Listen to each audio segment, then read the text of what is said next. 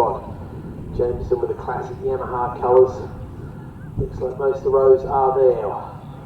Okay, we've got a red flag in the back still as we steady Andy House, and there goes the green flag. Watch the lights at the front is the call. Mr. Shrek gets out of the way, the reds rise. There's the lights, they're on red. Tension mounts and we're away, we're racing. Everybody is cleanly off the line. Andy Houghton moving up very nice premium speed from that back start. He's made up 5 or 6 places already as they disappear off around Richie's, isn't it? First corner, all of Richie's? Richie's, thank God for that, I haven't forgotten that. Been a while. Down into Wilson's go. A bit of chatter on the radio there. I wonder if somebody was misbehaving themselves to the right. That's the normal reason to hear a bit of chatter on the radio just after the start.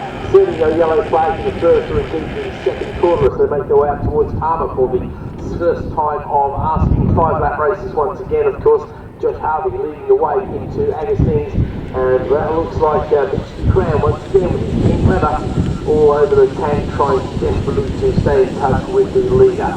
As Harvey comes out with the Jameson there in third place. He's standing fourth. Fourth place at fourth creature. Yes, the colours that. Yep, all the colours under the sun on the bike.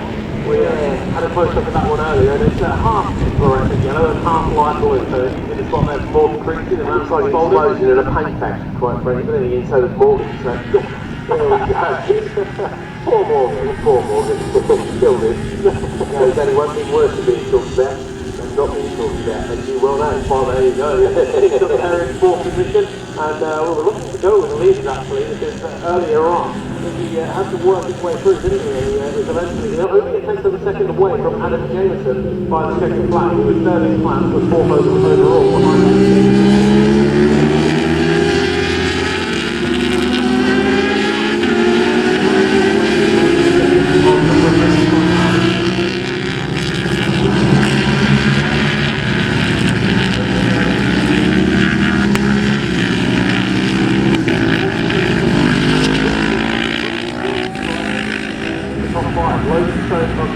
They'll have a little bit of an easier ride this time around. He won't have to come from the back because he started at the head of row number 3. Yeah, you're right about Toby there. Obviously he was compromised heavily in the last race because of that poor starting position. But obviously if you're kind of starting at 10 rows back, so you start no good whatsoever. This time, however, he has started and finished first lap in 7th place. Yeah, just a change of position there for 10th position overall. Jordan Gilworth was only 200th of a second behind Dave Langley as they came across the line, but around the outside of Richards there, and that means that Jordan Gilworth has moved up to 10th position overall in 16th class. So there is Dave Langley in between the Gilworth first sandwich. That'll be good news for Jordan as he looks to beat his brother Hayden. Obviously, as we always say, the first person you've got to beat is your teammate. If your teammate happens to be your brother, then it's even better. I can see the Team Valley fan club working hard on the motorhome there, just enjoying the view from up there, a little bit of a breeze we've got here at Centre. Yeah, so Harvey and Crane finished their race, started on the first lap. Jameson makes up the places, Chris gets dropped back once, Snow makes up a couple of places. Brown unfortunately went back about 4 places on the opening lap there.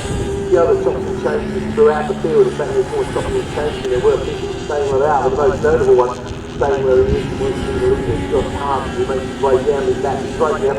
And the tricky timing being very shortly there, so 1:20.6 and with the track in front of it, he's making the absolute most of it.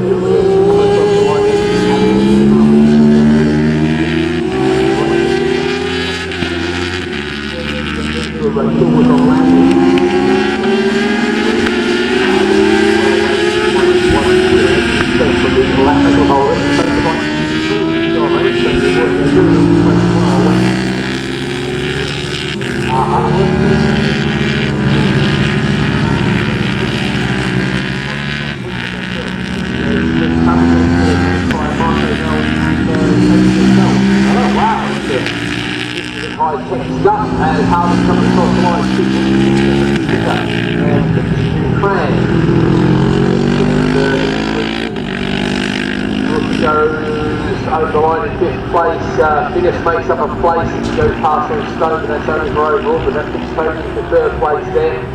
There's Brown just off the podium there in 4th, he's got a few places to make up, 3 challenges for the podium now. Smith making up a couple of places on that particular lap as he goes past the Kilworths. So they wonder what happened there, because I thought we saw Jordan go past on Dave Langley, but Langley's gone across the line in 10th. Smith has also gone past, and Jordan and Hayden separated by 3/10 of a second there. Houghton goes past on Parsons there to move into the 19th place as Andy continues his onward march. Disabled rider proving that having no legs might not work in your favour, but doesn't stop you from racing a motorcycle. Remarkable effort from the man who's been a real pioneer for himself and his former teammates who really started disabled talent, skill, figures, both very accomplished riders. What do you think there, mate? Yeah, I was just looking at, I was looking at the battle between Logan Stone's Rob Salter and whatnot. Having a quick glance at Morgan Creasy and Adam James, and Creasy found his way through and already but Creasy and Adam James.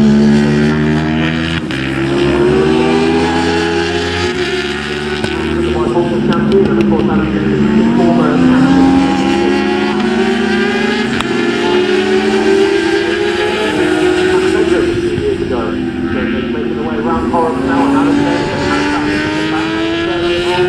Second in class is Morgan Creasy, goes up the inside at Murray, and when he runs wide, and he carries the momentum,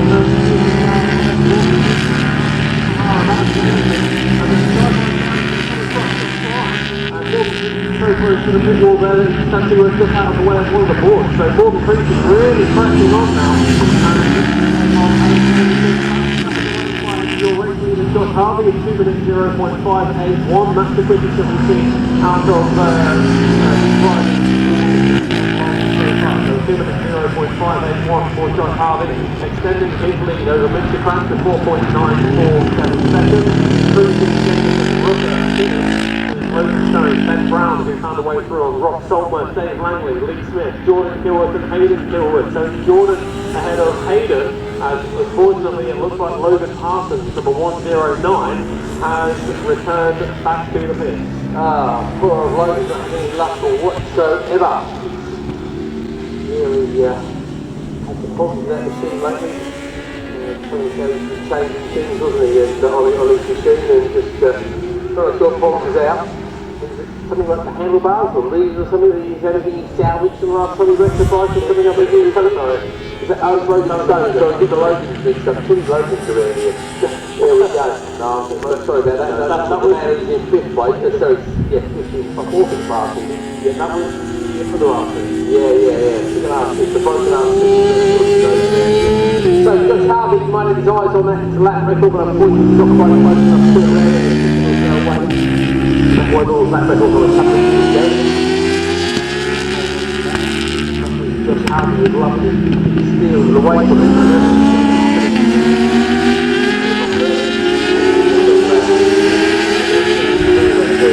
Now the sun's coming out, it's their track up again. Battle third coming around Horrocks now, and it looks like Adam James will be trying to match down the Morgan Creasy. Wasn't able to do so this time around, but the last lap flag is now out as Josh Harvey comes across the line on box number 11. Here comes Mr. Crank looking good. Adam James and Travis Rooker. That's the third one overall. Side stuff between Ben Brown and Toby Bidditt, and both on time. Logan Stone above next, he's 4th in the Thunderbike Sport class. Rob Saltmer, Dave Langley, Lee Smith, Jordan and Hayden Kilworth, and again, that's down close to Jordan, 0.154 of a second, separating the brothers. Jordan, the older of the two, with his main far up there, rounding out the top 10 in the Thunderbike Sport class. 14th overall, 3 machine of Dave Ransom, the man from Manchester. So Dave Ransom is rounding out the top 16, he's rounding out the top 5 in class. Princely Houghton through on the number 164 of Adam Stone. Barrett rounding out the top 20 overall. The last lap flag now going out to the riders as they come around. The last of the runners and riders just picking up the last lap flag now, so if you're going to do something you better do in a hurry. I don't think we're going to see the leader getting challenged. 6.5 seconds was the advantage at the end of that lap. Likewise, Creasy was 4.5 seconds behind Mitch Cram, but that's obviously only for overall positions because increasing second in the class, under by 4 class. Rooker and Brown, those guys are separated by about 6 seconds as well. The total finish was only 0.063, so pretty much alongside. That is where the challenge is going to be. What do you see, mate? Looks like we're riding the free line. Oh, yeah.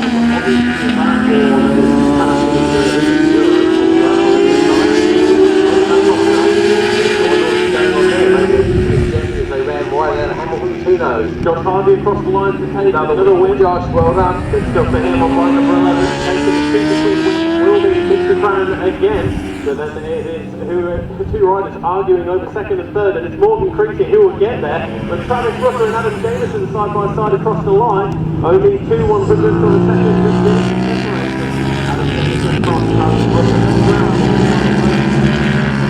5 100ths on the second over Tony Beers.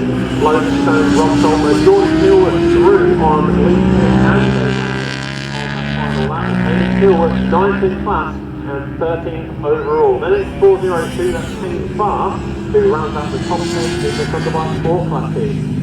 Yep, so the rest of the runners and riders come across. But who else is impressive too is Mitch Ducran, because that's only his second time out on the bike this year. He's suddenly got a couple of wins on there, so we might be halfway through the season. Who knows, we might be looking towards the end of season podium finish. But I have to say we do have an established order of Taylor there, who picks up another useful 13 points. Then Bravo, he'll be very happy to beat Toby, because coming into this round he was a little bit further behind him. Travis Rooker, who of course has missed a couple of rounds due to various things, mainly to do with his schooling, he'll be delighted with his results as he looks to finish on the podium. Morgan Mays, who's a bit further back in this race, actually that's a different Mays, sorry. Too many Mays in this thing. Morgan's not here this weekend. That's just 7 Stuart, mate. Thanks, mate. No problem. So Travis looks like he should be able to hold on to that third place in the championship, that he can keep putting in these impressive, consistent performances. So, halfway through the championship, Adam Jameson will continue to lead the way. Josh Harvey, he's missed 2 rounds so far, but when he turns up, he usually does very well, having had 4 wins across the 2 rounds that he's appeared at. So I'm not sure what Josh's plans are. Might be able to catch up with him in the morning if we get half a chance, and we'll see how we go at some point in the near future.